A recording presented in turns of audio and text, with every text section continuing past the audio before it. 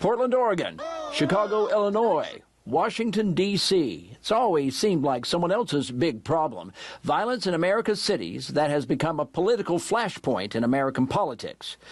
But over the weekend in Montgomery, Alabama, a downtown shootout during a crowded event that left 2 dead and 12 wounded also left the state's governor promising to deploy more Alabama law enforcement in the state capital. NBC 50 News reached out to the governor's office today to ask if that might include federal intervention. The spokesperson replied, yes. As the governor said, all available state assets are being discussed and all options remain on the table.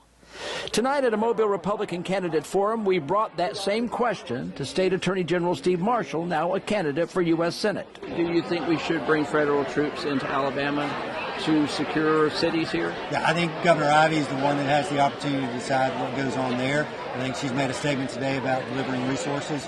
We're here to make sure that Alabama's capital city is safe.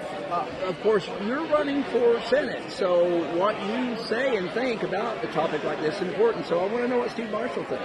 Yeah, I think we've been very clear with what our statement is. We've had the task force that's active and engaged.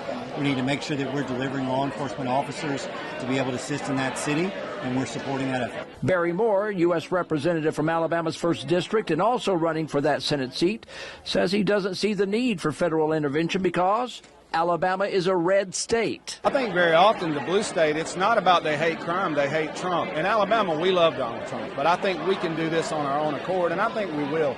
We're going to support law enforcement. Most of the time, it's the blue communities very often that want to disarm the citizens and then defund the police. That creates crime. Someone who fights crime in one of those blue communities is Mobile County Sheriff Paul Birch. Montgomery's a different, issue. Birch tells me the capital is already receiving help from the state due to its crime problem, and that should be enough. Yeah, I don't think in Alabama we are in need of federal assets at this time, but I do think that Montgomery needs to be one of the most protected cities in the state of Alabama. That's our capital, and where that shooting took place near the Renaissance, that's where most people stay when they go to visit Montgomery.